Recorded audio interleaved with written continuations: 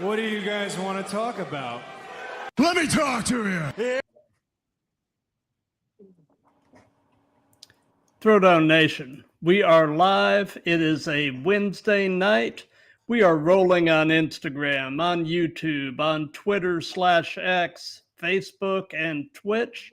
It is episode 113 of the Throwdown with Matt, and today we are throwing down with an Orlando, Florida-based pro wrestler, Matthew Ennis. How you doing tonight, Matthew? Doing great, brother. Welcome. Thank you for having me. Actually, a little self-conscious because I know, as you probably know, it's a thing. Don't cut promos in your car. Yet here I am doing a whole interview on one. But Well, hey, you work know, calls, got to make it happen, right? absolutely. And for those of you that are watching this live, if you have any questions or comments, just throw them in the chat, and we'll either handle them as we go or do a little Q&A at the end. So we'll go ahead and get started with the first and the most obvious question, and that is, how long have you been wrestling? July 4th, I'll make an official 11 years. You don't look old enough to have been wrestling that long. I take pride that I at least do take good care of myself, so I'll take that as a big compliment. Absolutely. So who actually trained you? I started at a place called Ring Wars Carolina in Fayetteville, North Carolina in 2014. Originally was a partnership between a fella named Nightstick Eddie Brown and Tony Hangtime James. Ever since then, both have gone their separate ways. I believe Eddie's retired from professional wrestling now, period. And Tony now has his own training center in Fayetteville, 2-6 Pro Wrestling Academy. Gotcha. So in the early portions of your training, what would you say was the most challenging aspect of professional wrestling for you to wrap your mind and body around? Oh man, that's actually a really great question. So if I had to think about it, I think just because I didn't know any, like, if this gives you any insight to just how, I guess, innocent, naive, maybe even ignorant I was. Like, I'd always wanted to be a professional wrestler since I was a kid. And in college, um, I started like, okay, I really actually want to start working towards this and making this happen. And I went to school in Greenville, South Carolina, and I lived in North Carolina. So one summer break, I literally just Googled, like, how do you become a professional wrestler? And the main thing that I found at the time was like, I found like different answers. Like one was like, you know, you are the child of a wrestler and they get you into it. So obviously that wasn't going to work because I'm the only one in my family that's ever wrestled. Another one was like, oh, you get seen by a WWE scout. And I'm like, well, that's probably not going to happen because I don't even like know what I'm doing. And then the third one was, find a independent wrestling school, get trained up, wrestle on the indies, stuff like that. So I'm like, oh, cool. So I looked up, or I tried at that time. This was 2014. So I Googled pro wrestling schools, North Carolina, and maybe I just didn't come across the right pages, but I know like there were multiple of them, and like the ones that I've found weren't like I tried calling and emailing the numbers and emails. None of them, like they were all bad numbers. I got bounce backs for each of the emails. So it was kind of frustrating a little bit because I was like, man, like I just want to find a place, you know what I mean?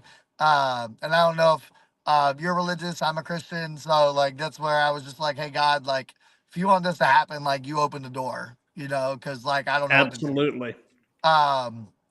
And then actually, ironically, after that, I feel like he answered that because the gym in my hometown, I was always bugging the manager for a job because I love working out. I work in a gym now, obviously. And he would always tell me no because I was still in school. But he actually called me and woke me up from a nap. And he's like, hey, he's like, what are you doing? And then I told him, and he's like, come to the gym right now. I got somebody I want you to meet. So then I go to the gym, and coincidentally, it's actually a pro wrestler at the time from Ring Wars, Carolina. And he's like, yeah, this is one of my trainers on staff. I forgot to mention them to you, but since you said you want to get into it, like go sit down with him, talk to him, and then, the rest is history. So I remember the hardest part for me was just I wasn't smartened up to like a lot of the etiquette, right? Like I knew it was gonna be hard. I knew it wasn't anything like a walk in the park. And like there was part of me that was like, a lot of people have that thought of, oh, I could do that stuff. Like I watch it on TV all the time. It looks easy, and then they get that reality check. Yeah. I didn't come in with that reality check. I was like, okay, like this is probably gonna be hard, but whatever. Like, I'm just gonna work and keep trying. So for me, he probably I don't know if he'll hear this, but if he does, I hope he gets mad at me for telling this story. My original trainer, Hang Time. So I met him and Eddie, and I came in. I was like, hey, so and so recommended me to come here. I want to start my training. I've always wanted to wrestle, and they tell me like, hey, cool. This is how much it costs per month. Get you some wrestling shoes ASAP, and if you really want to come, be here on Sunday at this time. So I'm like, cool.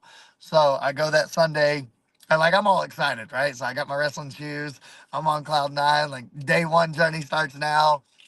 And I go in, no one had ever, no, not one person smartened me up on like, hey, shake everybody's hand, say hello, introduce yourself. So like, I didn't just blow everybody off. I'm like, oh hey, cool, I'm Ennis. Like, gapped a couple people up, put my shoes on, first one in the ring, ready to go.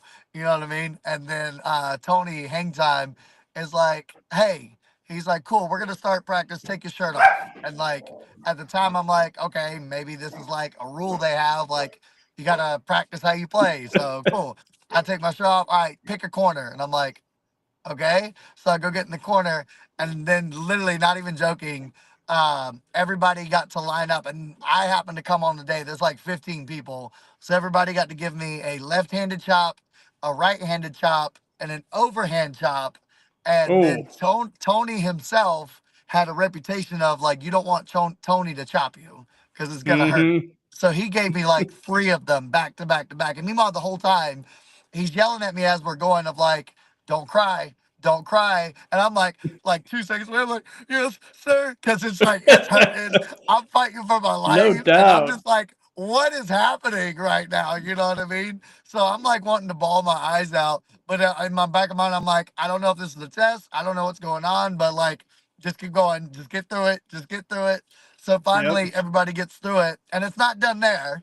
So then he tells me to sit on the ground, um, spread my legs, and grab the inside of my thighs. So now everybody got to go through the line again and kick me in the back with their left leg, kick me in the back with their right leg, and then Tony kicked me 3 times each. So then Wow. literally after all that's done, he looks at me and he says, he's like, so next time you come in, you're gonna shake hands with everybody and introduce yourself, right? And I'm like, yes, sir. And I'm like, I didn't know. And he's like, I don't care, you know now. So I think Wow. that for me was just the hardest part of like, I didn't know like the etiquette, the unspoken rules, so to speak. Right. And so just getting caught up to speed with that, because he told me later on, like, that day, just you going through that and you still came back with the same enthusiasm. He's like, I knew there was going to be something special about you. He's like, Yep. and so that's why I'm glad I did it.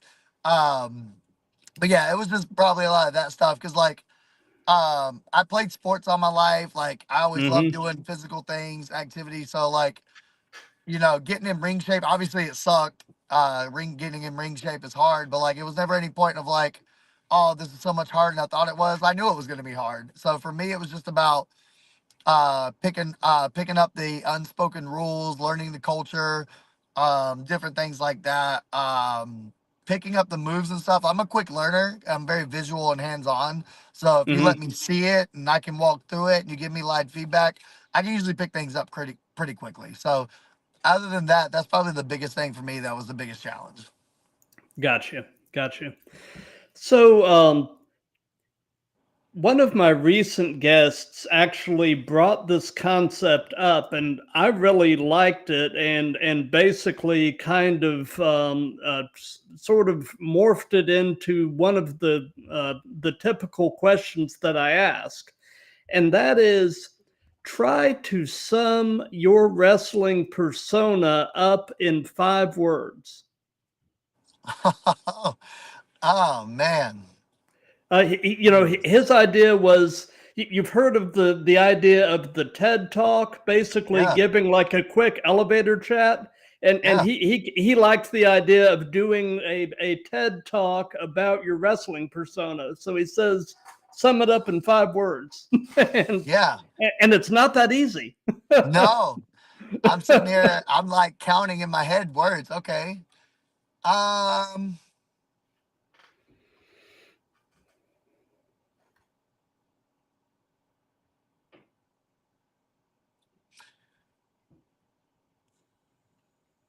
so based on the image I try to portray, I would just say violence will acquire my respect. Nice. I like it. I like it a lot. So, these past few days, as I've been preparing for this, I've sort of gone down the Matthew Ennis rabbit hole a little bit, Oh, and uh, tell us about Flex Simmons. oh man. Is that a former persona, or what's the deal with Flex Simmons? Yeah. So to know Flex Simmons, you got to know before Flex Simmons. So, um, whether I was ready or not, July 4th, 2014, yeah, maybe 2014, 2015, somewhere along in there, I got thrown into the fire, wrestled my first show ever.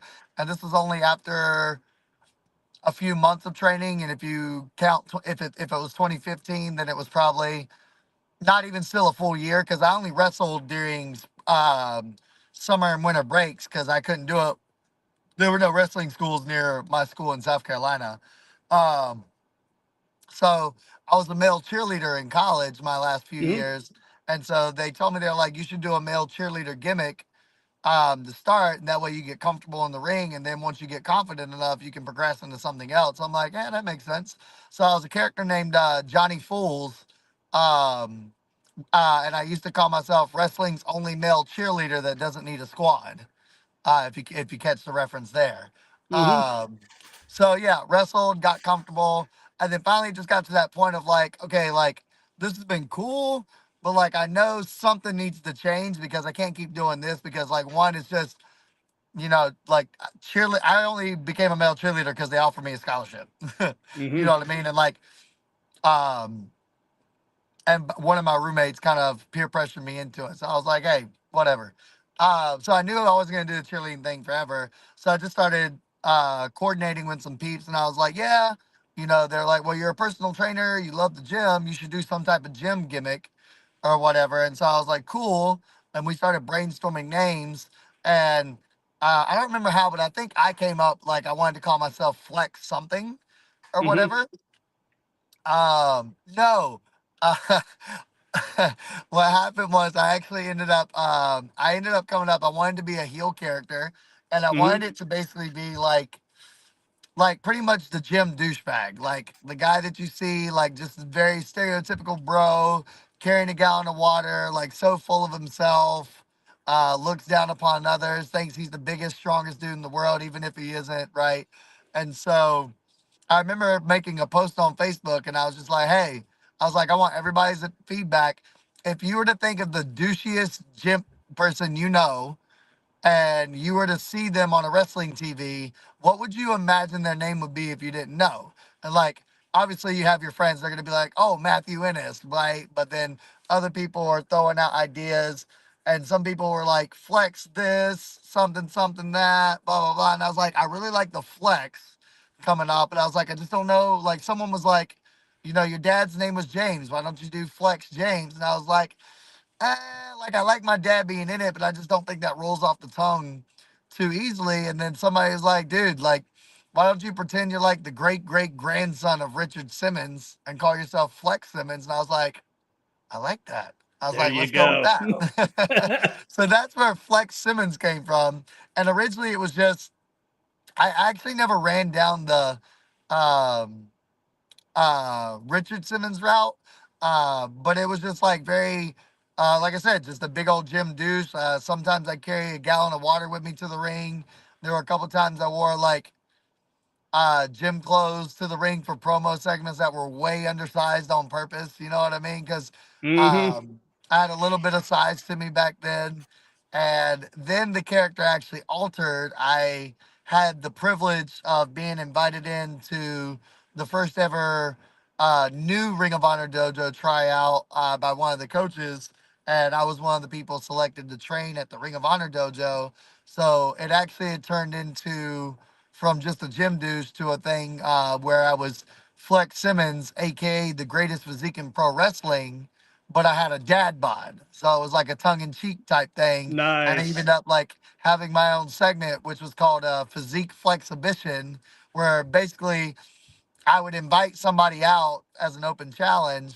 And they like the person was always somebody in way better shape than me. So really jacked, shredded, six pack abs, like busting out of the gills with muscles, right? And they would come down to the ring, but like Flex Simmons would always laugh at them and be like, "Oh my God, I look so much better than you. This is gonna be so easy." So we'd exchange like three poses apiece. The crowd would always boo me. They would cheer for them. And then after the third one, I'd get mad, attack them. They beat me up. Crowd goes home happy. You know what I mean? So that's where Flex Simmons came from. And that was a lot of fun. I had a blast doing that. I'm sure. I'm sure. It looked like you were having fun when I was looking at some of the videos and such. Yes. So, one of the one of the things that definitely intrigued me about you when we were communicating and such, and getting ready to do this, is I do love the fact that you are an outspoken Christian, because I am too. Awesome. And professional wrestling can be kind of a dark world. Hmm. So how do you kind of balance your beliefs as a Christian operating in a world that is sometimes it can be a pretty dark place? For me, I don't think there's really one answer to that question. I think it's kind of multifaceted and complex. So Hmm. for me, there was a point in time where, so I grew up in church and like I'm a firm believer that like my belief in God before was was conditioned, right? Because I grew up in it, I was always around it, it was my normal, right? Hmm. And so I'm not saying that I didn't necessarily believe that God was real, but just like it wasn't necessarily a genuine like, okay, I'm actually like I choose to subscribe to this. It's more like, oh yeah, like my parents raised me in a Christian home, like I'm a Christian, I believe in this, that, and the fifth, blah blah blah blah blah. But like I didn't actually like support like I'm not gonna say support the cause, but like I just didn't like genuinely follow it like I should because it wasn't necessarily a true belief. So after I graduated high school, joined the military, go to college. I even went to school at a Division II Christian university. Shout out to North Greenville. Um, but even there, you know, like still mostly living like my life how I wanted to. And there's just circumstances through my life that ultimately like led me back. And like I tell people to this day, I can't describe it to you. It's just that feeling in my heart. But just like God showed himself to me Hmm. through life circumstance. And that was when I was like, okay, like to me, this is a real thing. And like now I'm going to commit my life to it because I genuinely believe. Right. And Yep. so number one, it's easy to stick to it because it's just something I genuinely believe in God. I believe God is real. I believe He sent Jesus to die for our sins, and I, accept God as my Lord and Savior. And hopefully, my salvation is guaranteed in heaven, right? Like, and I always say hopefully, like I know in the Bible it says if you accept Him into your heart, it's you're saved and you're born again. But just like I'm an overthinker, I'm a human being, my brain goes to places. So it's like, oh God, what if it isn't? You know what I mean? So I only say Yeah. it in that aspect.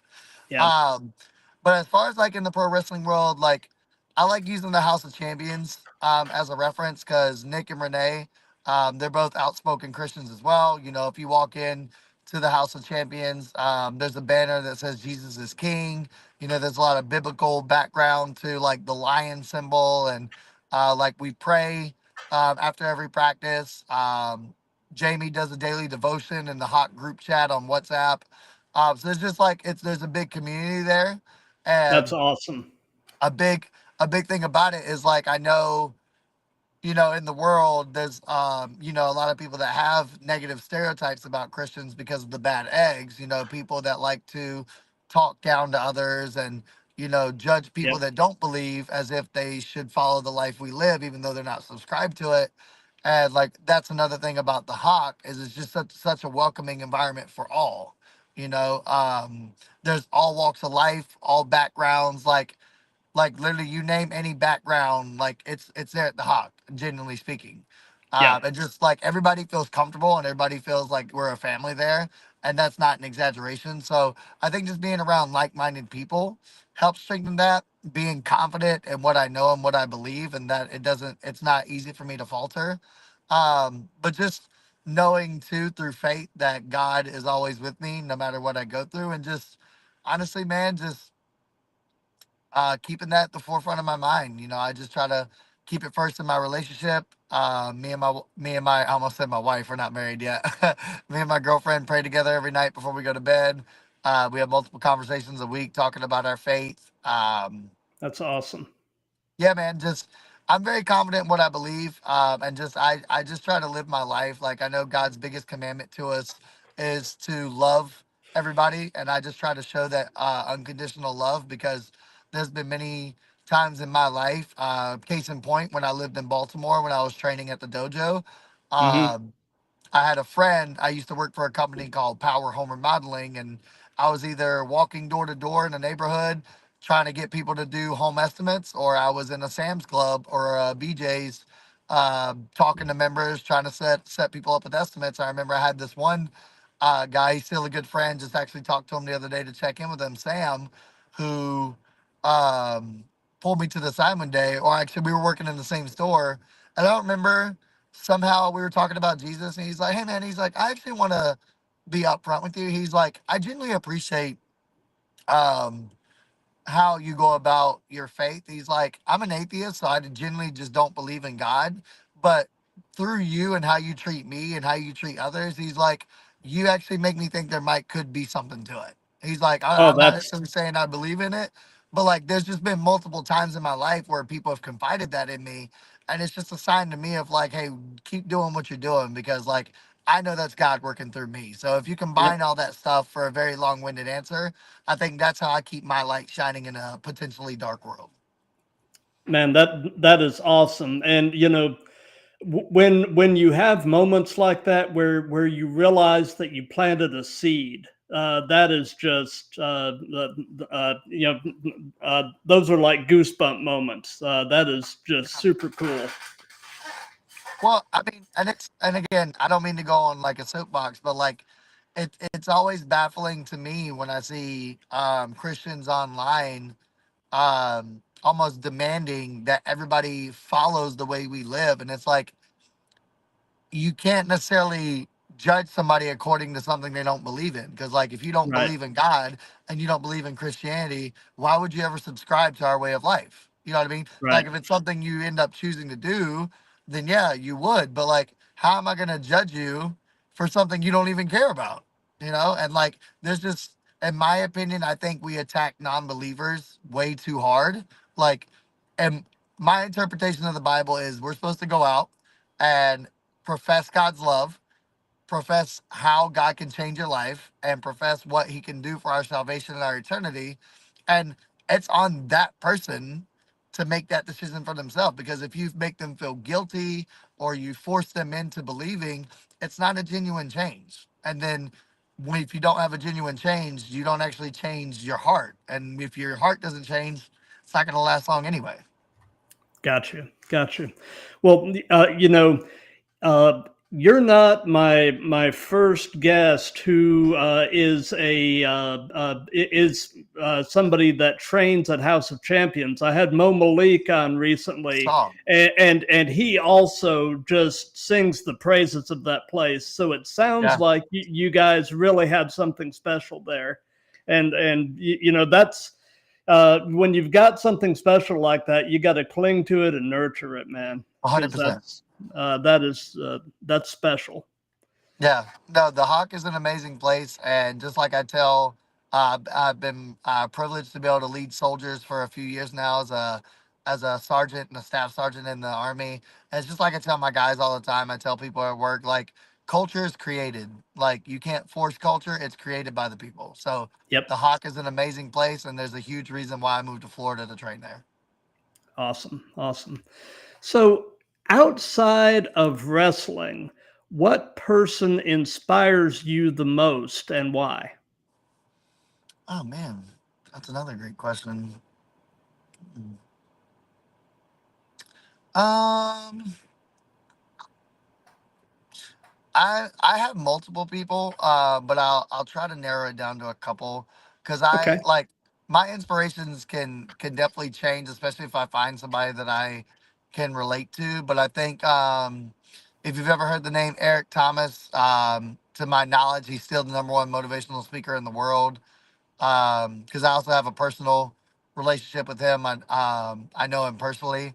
Tom Brady, Tim Grover, if you know who that is, he used to be the coach's coach for players like Michael Jordan, and he is a coach for a lot of high-ranking people. And just like a big commonality with people like them is just their mindset. Hmm. I'm very big on work ethic. I'm very big on that that mindset where like no matter how much life throws at you, you can figure everything out. Like, and you might get to some very low places, but you can always figure a way out of it. And so people that are just really big go-getters, people that are like, yeah, this sucks, but I'm not gonna accept that this is the end of my story here, and like will do anything and everything in a moral and ethical way to get to the other side of things. Like those that just won't let themselves not be great. Those type of people inspire me. Gotcha. So, you're currently in the Orlando, Florida area. What is your favorite thing about Orlando? I just love how there's so much to do, man.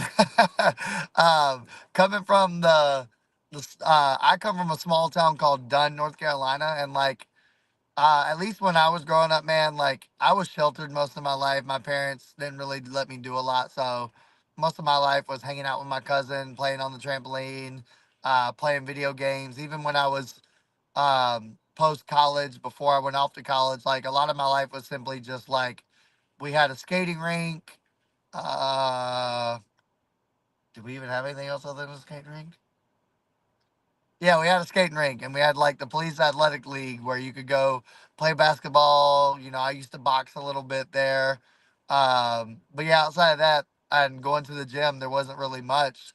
Like it was very common when I was graduated from high school and graduated from basic training, and I came back home to go to cookout, hang out in the parking lot till like 2, 3 a.m. in the morning, and then basically just repeat every weekend. So the the small town kid in me, you know, after living in Baltimore City and having all that stuff to do, and eventually learning like, hey, I don't like being in the cold, and now moving to Florida where it's summer all year round and there's so Yep. much to do no matter where I go. Like, man, I love it. And so I can either be a homebody if I'm not feeling anything that weekend, or I can literally just Google things to do in Orlando and pick anything. You know what I mean? Yep. Yep. Yeah, as a kid, I lived for 7 years in the Cocoa Beach, Melbourne area Oh, okay. of Central Florida, so I'm familiar with that area in general. You know, I mean, as things are right now, I'm about 35 miles northeast of Atlanta. So, Oh, nice. yeah, I actually have a wrestling friend of mine. She just moved to Atlanta. really, Yeah, Audrey Allen. okay, okay.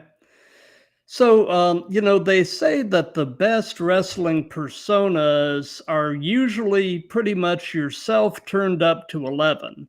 So, kind of tell us about in ring Matthew Ennis and kind of compare and contrast him with everyday you. Well, it's actually, let me clarify, I'm not a violent person in real life. Right, I'm actually one of the most non-confrontational people in the world. I only will get violent if like you put me in a situation where you're giving me no choice, and then like right. like my motto is just like, hey man, I want to de-escalate this as quickly as possible. So let me just clarify that. My Yeah. character is violent. I'm not violent. But the character itself does come from a very authentic, genuine place. I think this is probably is my best version of myself in the ring.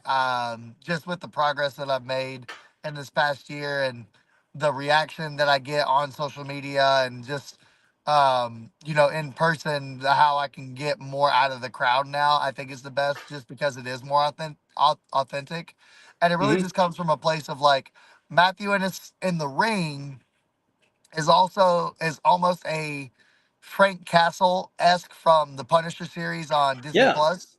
Yeah. Um, it's a lot of trauma. So my backstory is growing up, like I've always been this very ADHD, extroverted, super high energy, just want to love everybody, be friends with everybody, joke around, play around, all smiles all the time. Like that's always been me 24/7.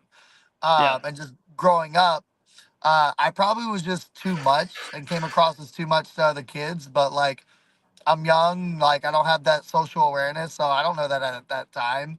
But just I just used to always get told no one likes you, got picked on, like I'm not gonna say it on here because I don't know like what the rating is, but I used to get called pretty nasty things because I do have a longer neck. And yeah, just I was very small, very timid, like not confident in myself, and so just like I faced a lot of that, and even a little bit in college, just because of that after effect of like always trying to be perfect, always trying to impress people, always trying to try too hard to be liked. It made people not like me, and so I still went through that. Hey, no one likes you, and my brain used to always tell me like, hey, like I'm just a burden to everybody, different things like this, and so like um, I take all that and I plug that into the character. So the trauma of the Matthew Ennis character is, Matthew Ennis, same thing, went through that same trauma that I went through in real life as a kid. Hey, let's join the army because if we join the army, people will respect me because I'm serving my country and I'm fighting for it and I'm sacrificing. Oh, but I would go to basic training. I get picked on, hazed Yep. just as much. No one likes you. Come back. Nobody cares. People still treating me the same while I'm doing all these things to try to, be your friend and get your respect. And then finally, Matthew Ennis just snaps. And now Matthew Ennis is just numb to everyday human emotion and empathy. But now Matthew Ennis is at that point to where it's like, okay, hey, I gave you chance after chance after chance to be my friend and love me. So now, since you don't want to respect me, even though I have a decent resume in wrestling, even though I work my behind off and do all the things that your heroes do that you love them so much for, even though I tried to be such a good person before and I took so much crap from everybody, now you're going to experience what it's like to have me as an enemy. So the same things you didn't want to give me before, I'm now going to take it and I'm going to take it by force. And my only goal is to achieve violence, no matter what the cost. Gotcha. Based on what you're telling me about your persona, it reminds me a lot of what Steve Macklin is doing over in TNA. Okay. Have you seen some of his work? Man, I'm gonna be 100% honest with you. It's hard for me to keep up with a lot of wrestling products. I got to meet him when TNA came to Orlando, and I had the privilege of doing extra work, so I did get to have like a Hmm. small conversation with him, and I got to see him on the show, obviously. So I got like a He's a taste of it. good dude. Oh no, 100% great Yeah, dude. I've even heard nothing but good things about him from people that know him. But as far as like I take that as a compliment that you said that there's a yeah, lot of similarities between it because I just don't get to watch as much wrestling product as I want to because if I'm right. not training clients at the gym or I'm not at the Hawk, then I'm usually spending time the little time I get with my lady or I'm on Oh, yeah, Army National Guard duty. absolutely, absolutely.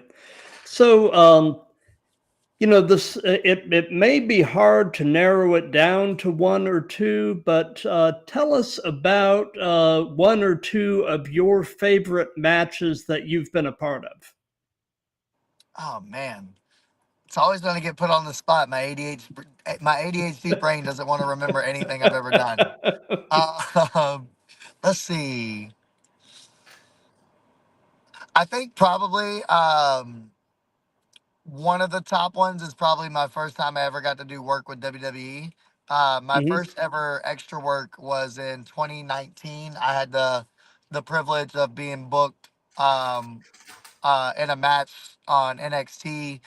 This is at the time when the War Raiders were the NXT Tag Team Champions, and this was the go home show before the next pay per view. I believe it was the takeover where they lost the championship. I don't remember specifically, but it was me and Adam Priest versus the War Raiders. Obviously, we're the jobbers, so we got Yeah. mollywopped. Um, but it was just really cool to get my first experience being at WWE, getting to be on TV, getting to wrestle in front of the crowd. Um, and still being able to go back and watch that and just like being able to just be around the people that I want to be at one day and just seeing how things are Hmm. done, seeing what the backstage is like. And it just gave me a new appreciation for it. And it's like, wow, like this just lit the fire even more. Like I want to go even harder because now I definitely want to get here now that I know what it's like. And referee Jessica Carr, her and I have a good friendship that we actually met. She was the referee for that match. So that's where we met, and we've been friends, I think, since like 2020, 2021. Oh, that's Um, great. yeah, so just a lot of good things came from that.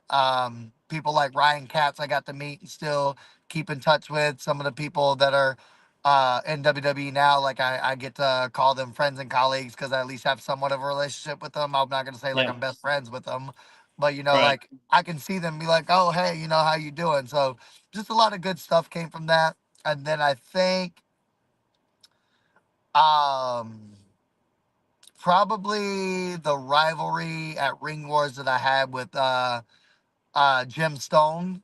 Jim Stone and I actually, it's funny, he and I went to high school together, Oh, and that's we cool. were close friends for a really long time. And then in 2017, I was wrestling full time because I graduated college and I was training full time at Ring Wars.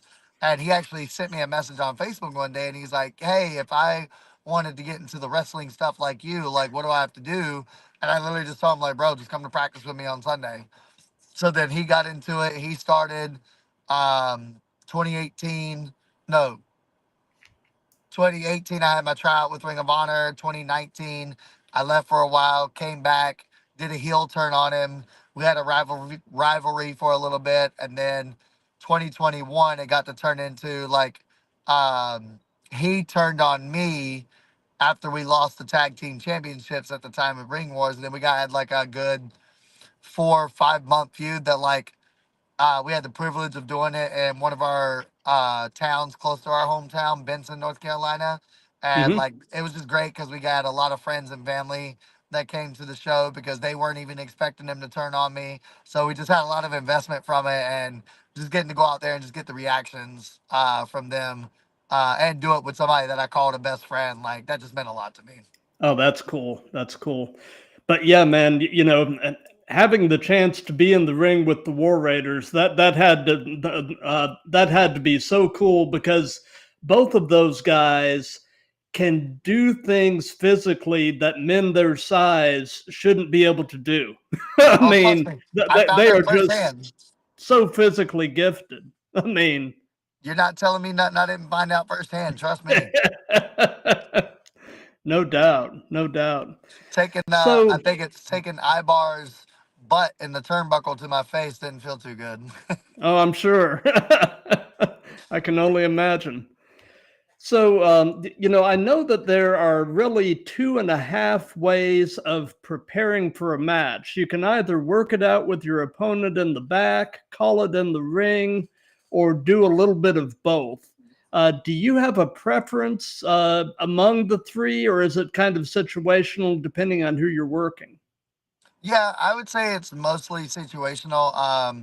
I'm at a point now where I'm actually getting way more comfortable because Bobby Fish is one of the coaches at the House of Champions, and he's very, very, very big on like being reactionary, being able to call things on the fly, and work as you go. Because it's just Mm-hmm. a great skill to have. Because if you forget something and you got to think of something on the spot, like you don't want to have the deer in headlights look. So Right. I know for me, I'm becoming more like I am grateful that Eddie and Tony would do stuff like that to us. Like so, for example, one of their famous tricks they pull is Ennis, Jim, you two are going to be in a match at practice today. Go put it together. We put it together. Let's say I'm face, Jim is heel. Then as soon as we say ring the bell, they were like, all right, stop. Jim, get out of the ring. Ennis, you're now going with Kwame, or who was a student. And it's like the whole dynamic just changed because me and Kwame haven't called a single thing. You know what I Gotcha. mean? Yeah. So like, I'm grateful that I at least had a good foundation of working on the fly with Ring Wars, and that was something they forced upon us. I know typically for me, just with my ADHD, like it can be very beneficial to me because I am more comfortable in the ring and I'm really confident like working on the fly now.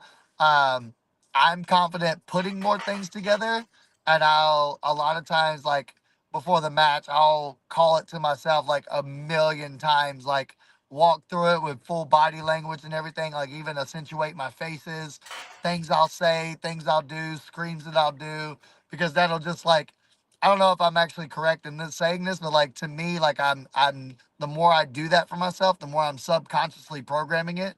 And then once I get Mm-hmm. out there and I'm in the spot, like I don't necessarily think of like I'm thinking about it, but I'm not, and like Right. especially because we work on the fly a lot more, like it's easier for me to relax in there and just take things as we go because I'm just like, okay, like at some point I just know we need to get to this.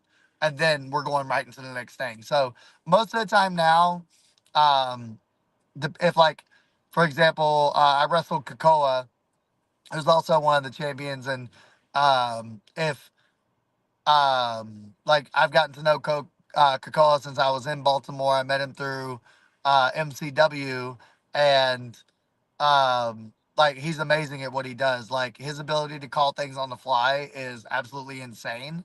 And like for example, the show that we got to work in was a bar show. I think it was in Sanford. Was it in Sanford? Yes, Sanford. Monsters on the Radio was there. If you know who that is, I think it was Pro Wrestling Action that hosted the event.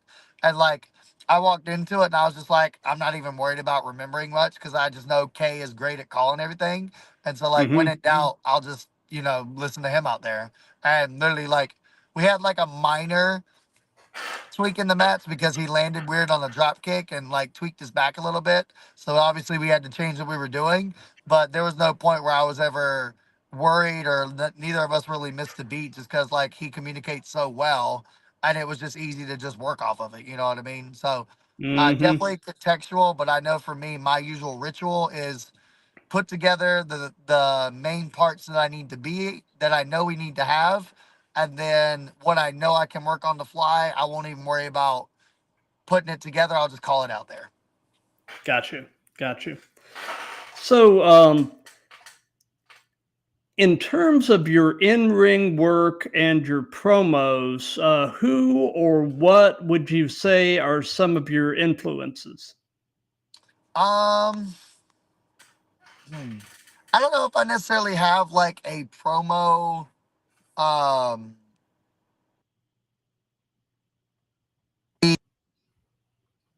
oh, we good? There we are. Yeah. What was the last thing you heard? Um, uh, it it kind of phased out briefly.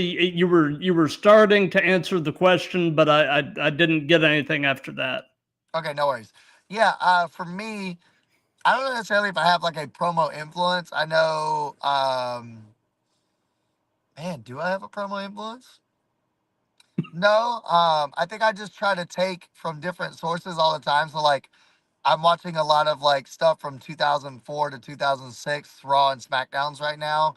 But I know for me personally, like I book classes at the Hawk because like at the House of Champions, um, if you're a student there, the coaches have available promo slots that you can book throughout the week depending on your availability. So I know as much as possible, I try to be on it every week with them and always talking about like, hey, can you help me come up with an idea for this promo, or like what setting I should do, or like how can I deliver this? And just like, even when we have promo classes for Thursday nights at the Hawk, because it's on a rotating schedule, I just go in there and I'm like, hey, I'm going to try different things. And like, the more we keep going through these, like, the more we keep getting to pull out, because I'll cut the promo of what I think they want, and they're like, cool, like I like this, and this is what I want to see from the character.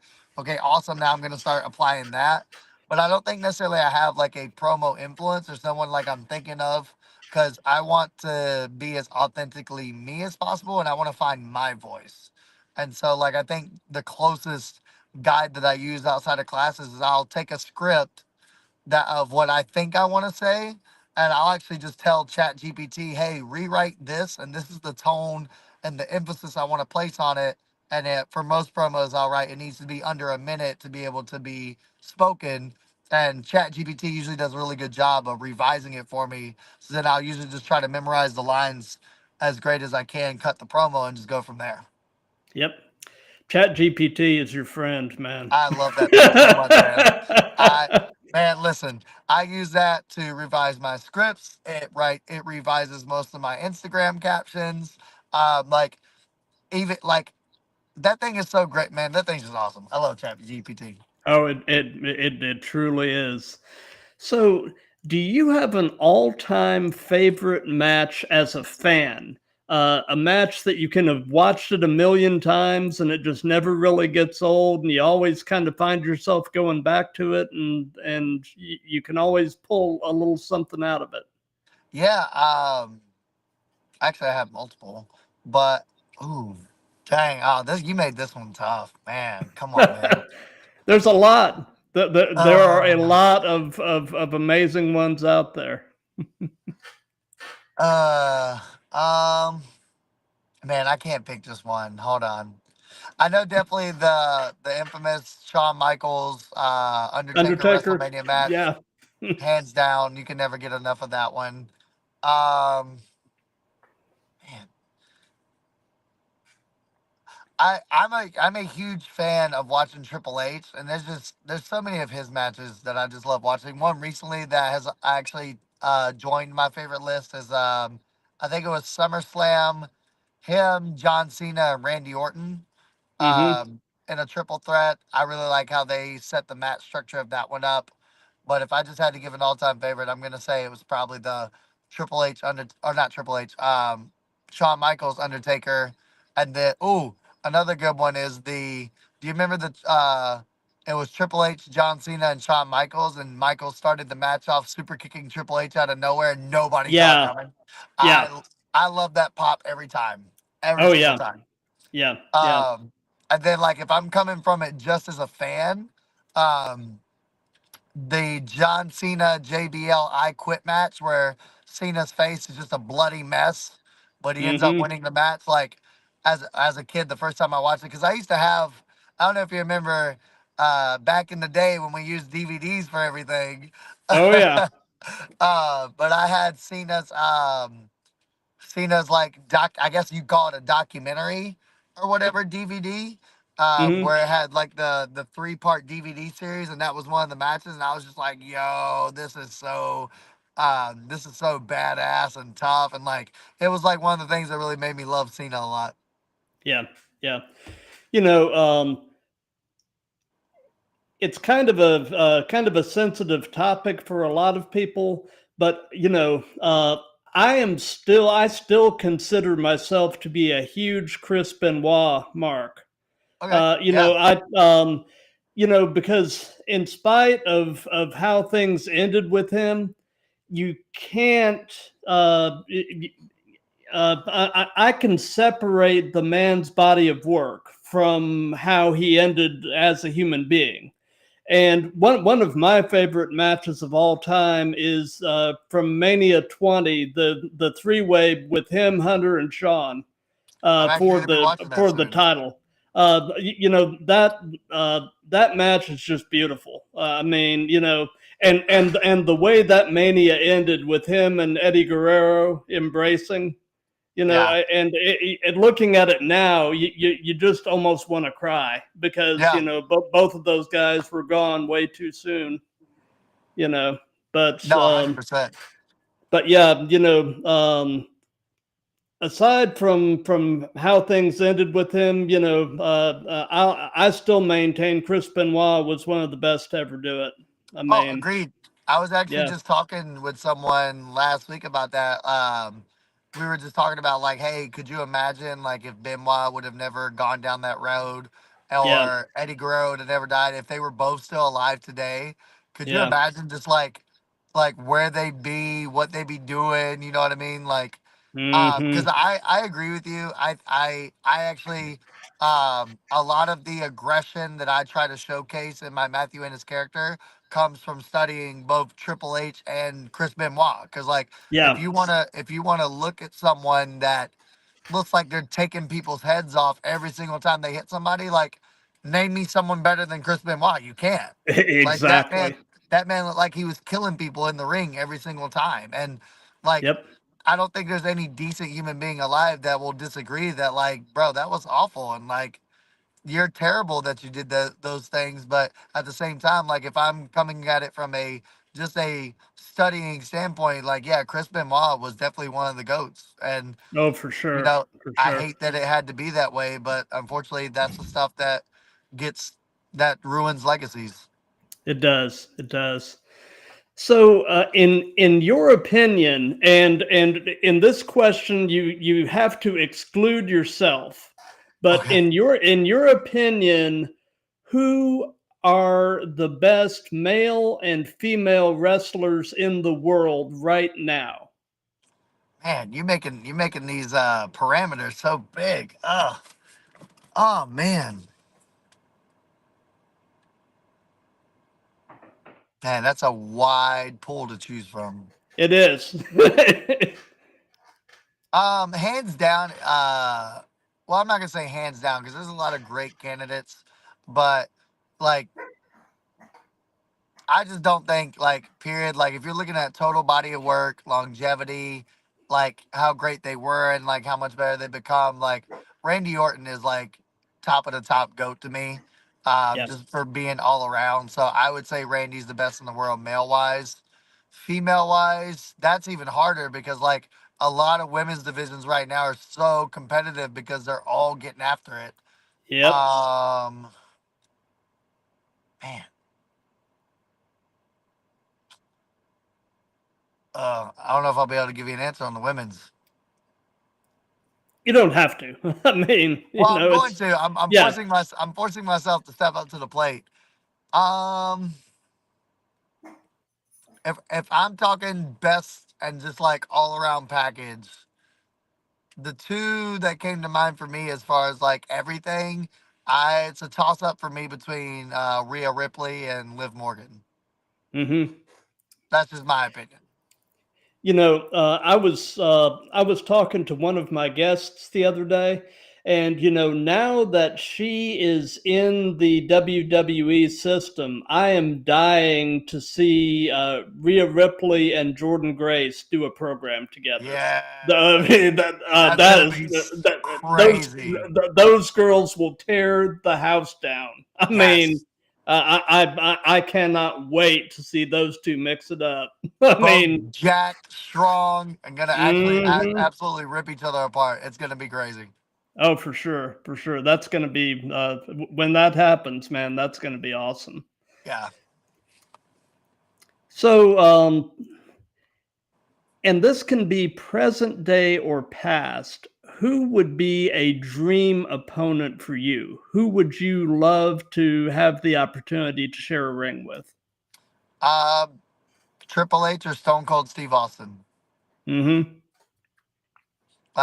Stone Cold was actually who made me fall in love with wrestling. I so I didn't even know wrestling was a thing until I was hanging out with my cousin one night when we were kids, and he had Monday Night Raw, and I started watching it. And, like he and I used to have like the wrestling games on like the Nintendo GameCube and everything. Like WWE Day of Reckoning 1 and 2 are like two of my favorite games to play. And just like the more I kept watching, I'm like, bro, this is so cool. You know what I mean? And just like I just remember Stone Cold again, just being the hard working common man that was always kicking his boss's butt, and just like Hmm. and like you live vicariously through him, and you just wanted to go to work the next day and kick your boss's butt, even though I was a kid and I didn't work at the time, but that's not the point. Um, and so I just remember I was like, "Yo, this dude is awesome!" Like I still have an entire poster of nothing but Austin 316 with him standing on the turnbuckle. I think it's signed.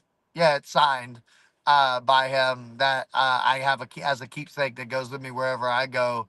And just like, yeah, he just made me fall in love with wrestling. So if I could like get a time machine and be able to insert myself and just have one match with him, or like Triple H, like in some of his prime matches back in the day, man, like I'd quit afterwards because I'd be like, I can't do anything else that's gonna top that for me.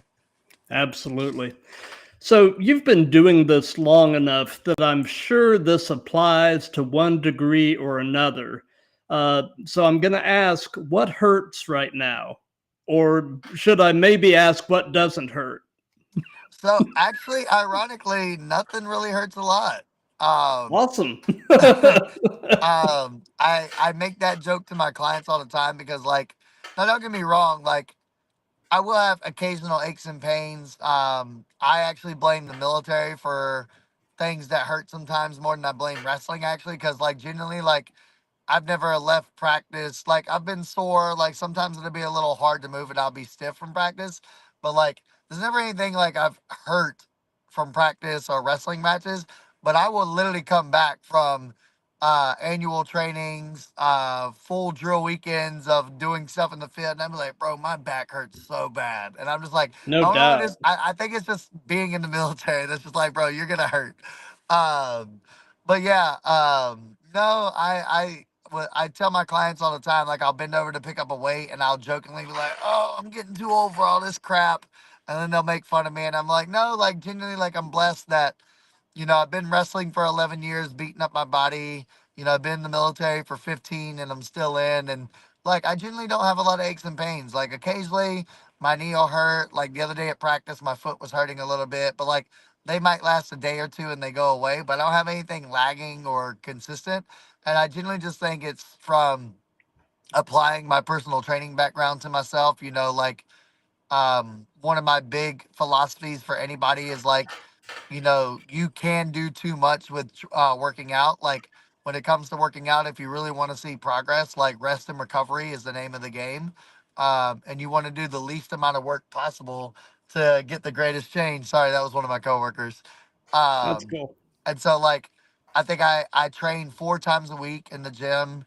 It's never any like I'll push myself and I may come close to failure, but I never take myself to absolute failure. I don't keep my body super stressed out. If I need to, like almost always in the sauna every single day for recovery benefits. If we're at the Hawk and I need to use our cold plunge because my joints feel a little stiff, I will. I go to bed at the same time, wake up every single day, aim for 7 to 8 hours of sleep as much as possible. And like, I'm on a really good meal plan with the coach that's helping me right now. And my body fat's the lowest it's ever been. So just like, I think all that stuff compounds and just like overall, like I think I'm pretty decently strong for my age and size. And so I just think all that stuff factors in and nothing really hurts on me. So Awesome. sorry. No, no, I, that's I threw off your answer, brother. no, man, that's actually a blessing, you know. Amen. And it's funny. I'm 55, and the 50s have been a 25? strange 55. Yeah, yeah, yeah. 25 plus 30. How much am I getting paid to say that? Yeah, we'll talk about that later. All But right, awesome, cool. um, but but yeah, man, the 50s have been a strange time because, weird stuff, your body starts to do weird stuff. I mean, I've thrown my back out sneezing, I've heard that before. I've heard of just that before. weird stuff. But, so knowing everything you know at this point in your life, if you could give any advice to your younger self, what would it be? Man, I would have started so much sooner. I I see some of these kids that come into the Hawk and like we have like an age minimum, like I think it's like 15 or 16 that you got to be. It might be 14, I don't know, but it's something around there. But just like, going there like Javon Evans and Jackson Drake, if you know those names, like those are Oh yeah, two perfect examples of how young they got started, man. And like if I'd have known, I 100% would have asked my parents, like, hey, can I please go do this? You know what I mean? So I'd probably tell myself get started a lot sooner. Definitely get in the gym a lot sooner. I'd teach myself all the stuff I know about training and nutrition so I could be a lot more jacked and a lot stronger than I am in now. But also, I just remind myself of like, hey, man, like in your brain, you're going to think you have to be signed to WWE in 3 years. Otherwise, you suck and you're a failure. And that's just not how it works. If you really want to get no, good at this business, like you never stop because I know on the indies, unfortunately, there's a very bad habit of guys will stop training after they graduate or they get to a certain point. They think they don't need it.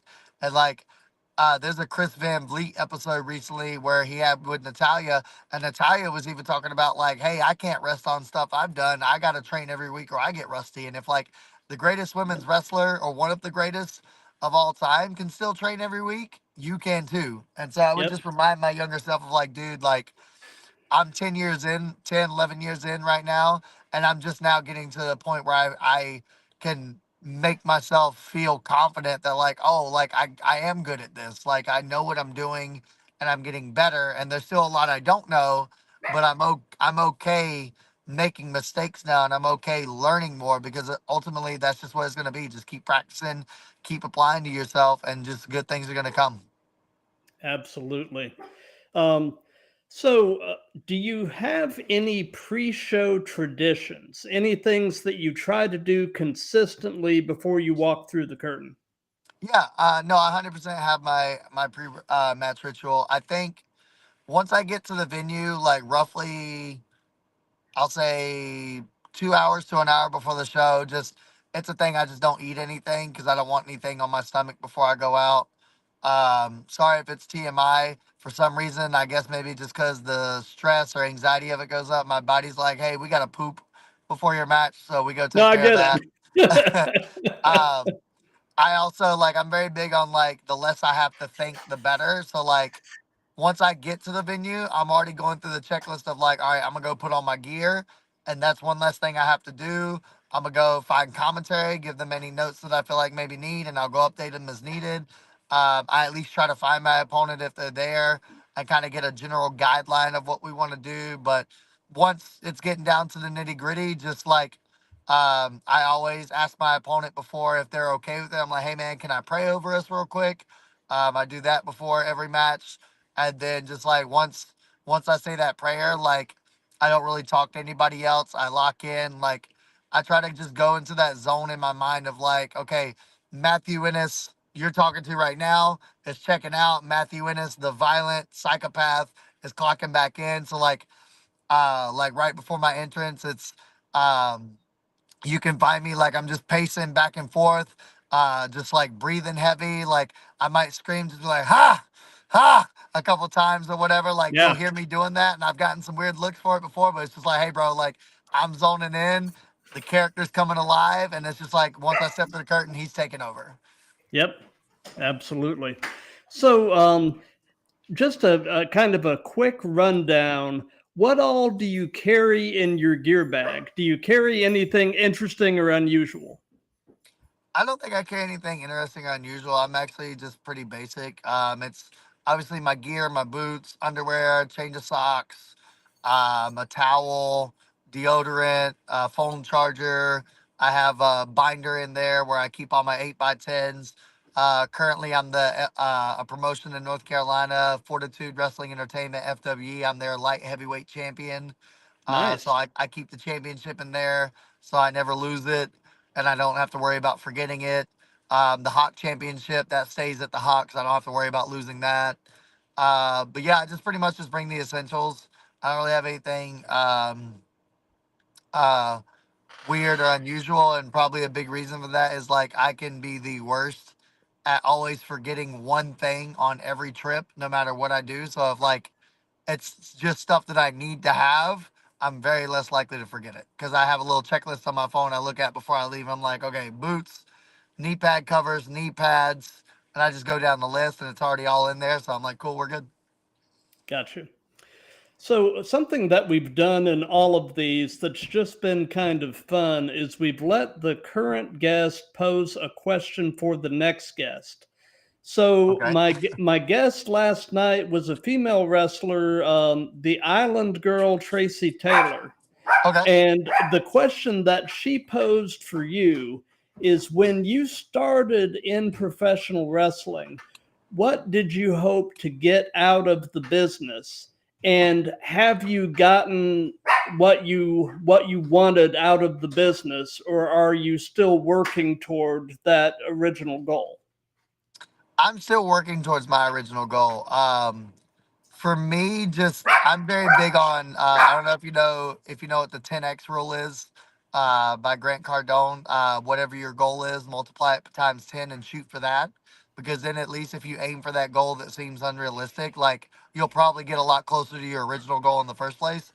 Right. So like ever since I've been in college, before I was even wrestling, and I dreamed about doing it, like the goal for me has always been get signed by WWE. That's not me saying I wouldn't sign at other places, but like at some point it's WWE. And also too, like I want a main event WrestleMania.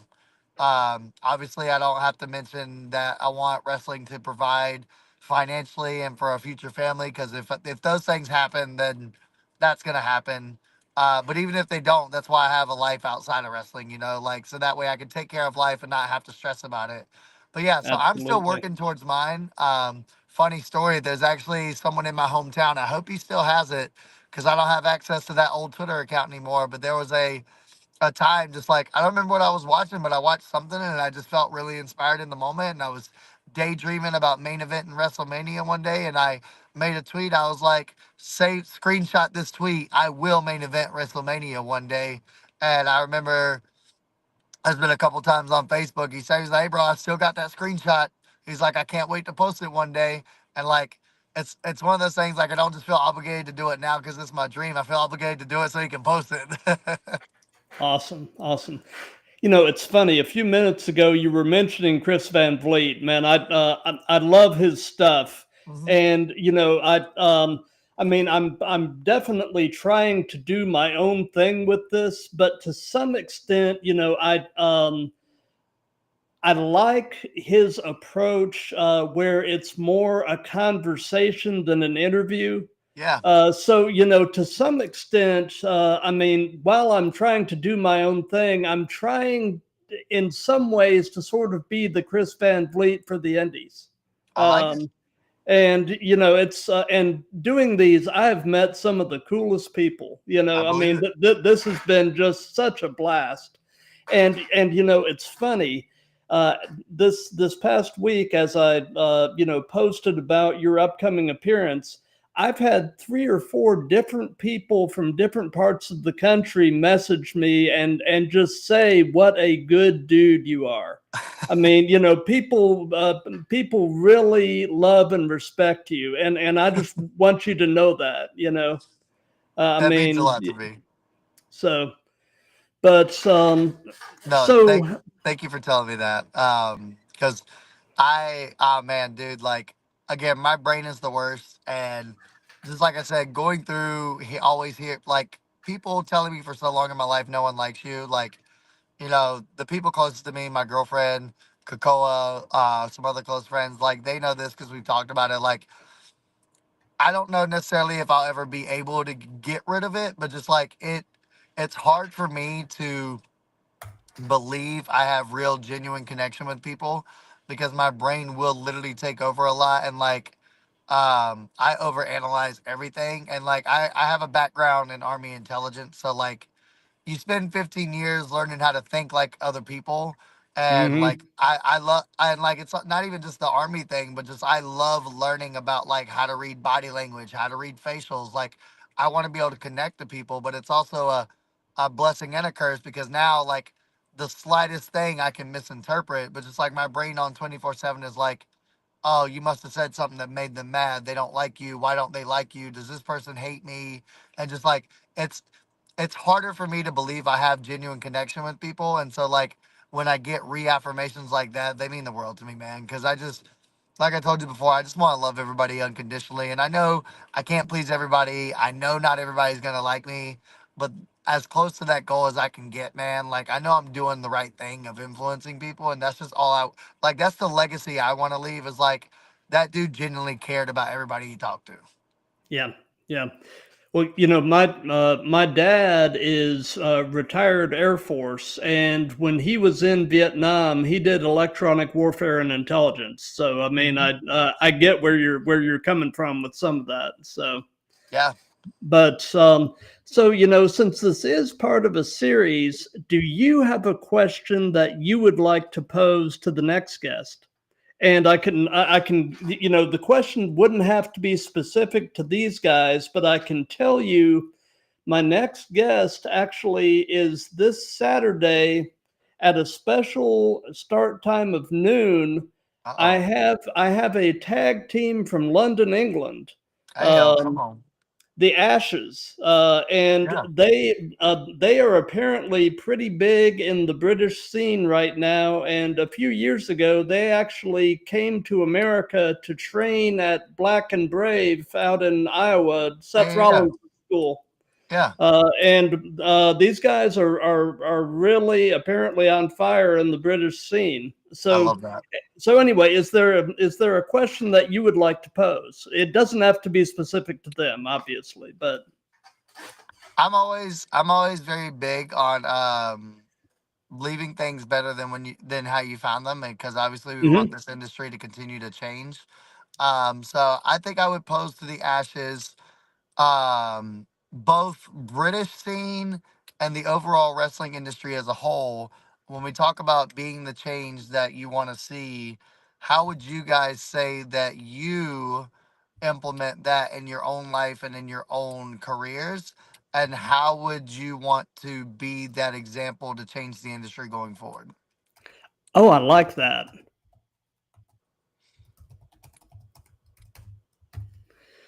And how would you answer that? Oh man, I didn't think he was gonna flip it on me. um, I think the answer I gave you a couple minutes ago about just like wanting to love and accept everybody, I think that's a big thing. Because I am a believer in accepting everybody, but I also am also a believer in that wrestling overall is for everybody. Being a wrestler is not.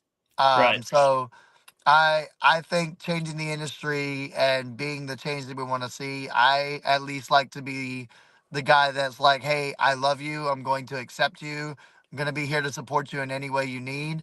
But just like I am with my guys in the military, like when you need to be corrected, like I'm not going to be afraid to. If you ask me for feedback, I'm not going to lie to you about it.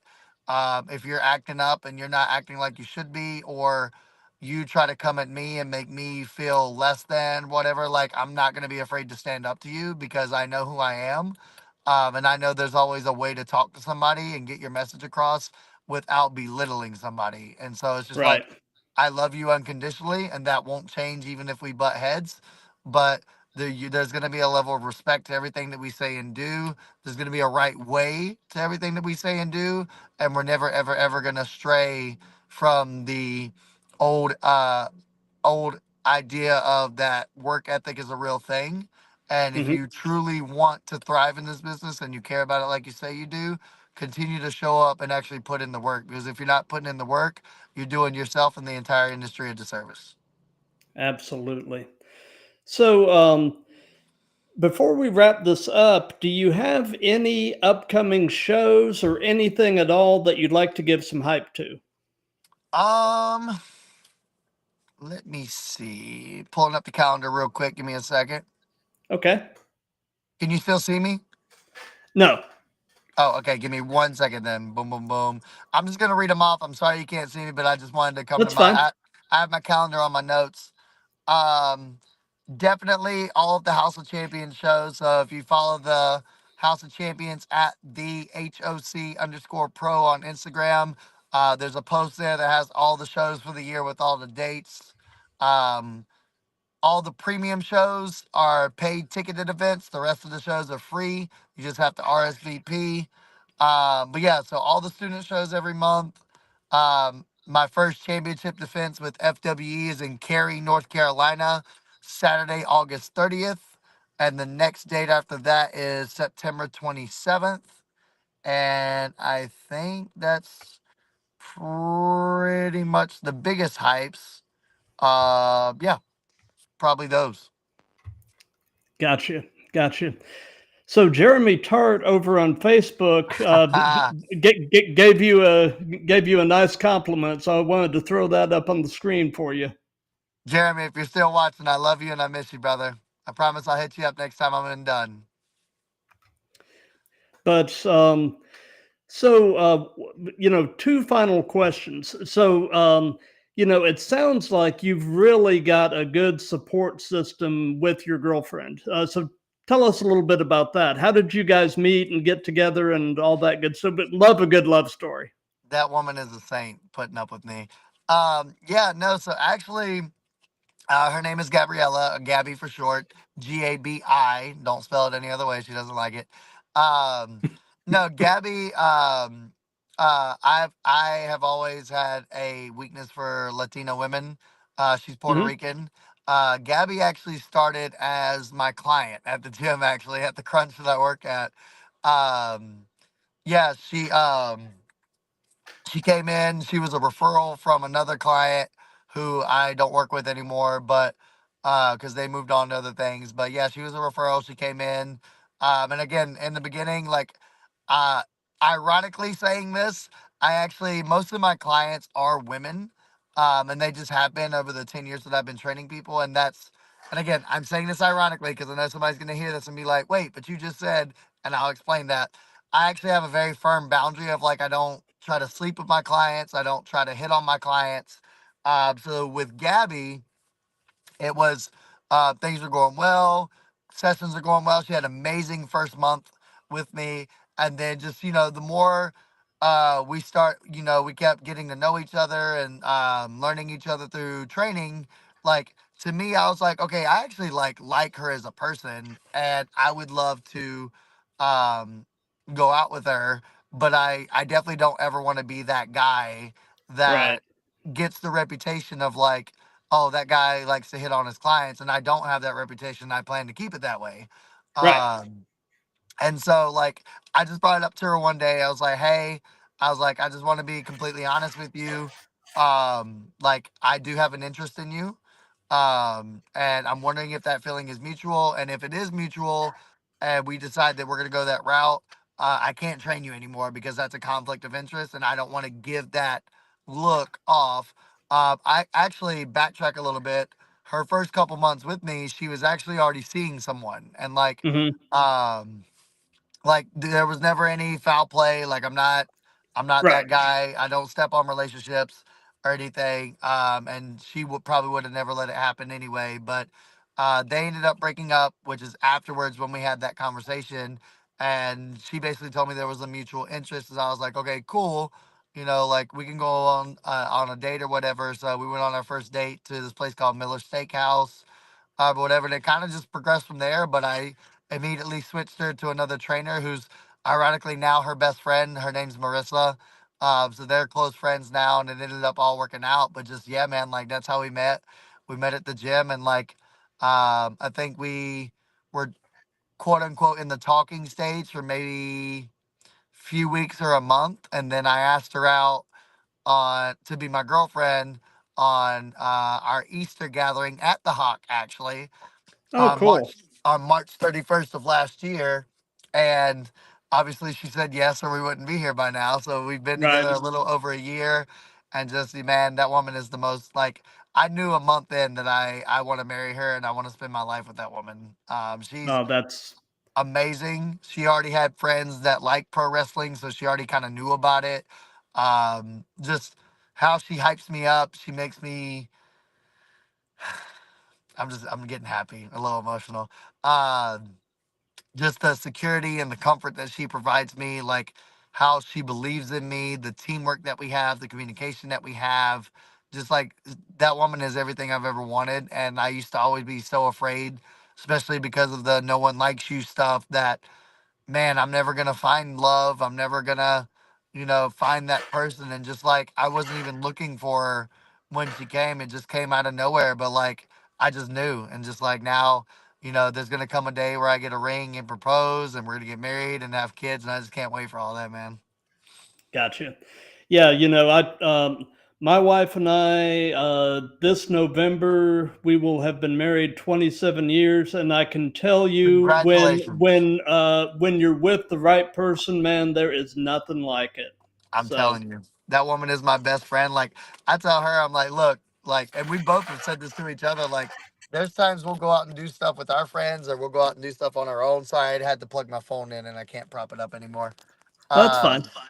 but yeah, there's times where we'll both either go out on our own and do stuff, or we're out with our friends doing stuff, and we're both just like, man, like this is fun, but it would be so much more fun if you were here. I just like legitimately, like I just enjoy being around her every single day. Like we live together. I'm around her a lot. She supports me through anything that I do with wrestling, my military stuff, and just like I couldn't ask for a better partner. That's awesome. So, as far as what we've got coming up here at the Throwdown, like I said, this Saturday, normally I don't stream on the weekends, but when I'm doing international shows, that's usually the best time to do it. Right. So this Saturday at noon, I've got the Ashes, a tag team from London, England. This next Tuesday, the 6th, at 7 p.m. Eastern, I've got episode 116 with another tag team, the Duke Boys, Algo Nice. Nelly and Corey Duke. And then next Wednesday, the 7th at 7 p.m. Eastern, I've got episode 117 with a deathmatch specialist, the Oh, wow. Hammer Lord, Jamie Jameson. Um, Props to them. and yeah, yeah, absolutely. And the cool thing is, I'm booked up with this stuff actually through the second week in June. Amazing. And the bookings just continue to roll right in. So I love that I for you. really do feel like God is just blessing this endeavor. Yes. And No. Amazing. yeah, yeah. So before we wrap this up, do you have any final words? I do have a final question for you, but I'll ask that after you say your final piece to the audience. Um, no, I don't really think I have anything. To anybody that tuned in today, it's been an honor and a privilege to get to show the behind the scenes of my life, let you get to know me a little bit more. The last interview I just did was actually in character, so it was a lot more aggressive, but it was so much fun. And it's actually actually was a really fun interview to do. It's gotten great feedback from the audience, and it did everything we wanted to do. So the fact that I could come on, be more relaxed, be more open, be more vulnerable. I love that. I'm a very firm believer in a quote that I heard from a guy named Clayton King once. There's healing in transparency, and I think when Hmm. people can be honest and transparent and vulnerable, like a lot of great conversations can always happen. So I want to say thank you to you for having me on your platform. I want to say thank you to anyone and everyone that's going to see this. I'm definitely, if it's okay with you, gonna chop some of this up and use it as Oh, content. please. Um, Uh, Absolutely. And if you ever have need for the raw video or raw audio, let me know and I can make that available to you. So, Amazing. um, and so my final question is, have you made me that omelet yet? The omelet. Oh, ah, My little minion. yeah, yeah, yeah. First of all, don't make Matthew Ennis in character come out, because I will come to your house, sir. I've got the intel background. I'll find your address. No, that was good. I was not expecting that. What kind of omelet you want? Meat. Okay. I'm gonna make it for you, and then I'm just gonna throw it at you and tell you to clean it up. Awesome. That'll work, man. Well, hey, thank you for your time. This has Thank been you, a brother. complete blast. Amen. And And for those of you that have been watching this live, thank you. For those of you that'll be seeing this on replays, thank you for that. If you like what we've got going here, do the old like, comment, share, and subscribe. I've got a link tree on my Instagram that has all of my socials. So jump over there and, give me a follow, and we'll be back, like I said, on Saturday at noon. And in the meantime, be good to each other, love each other.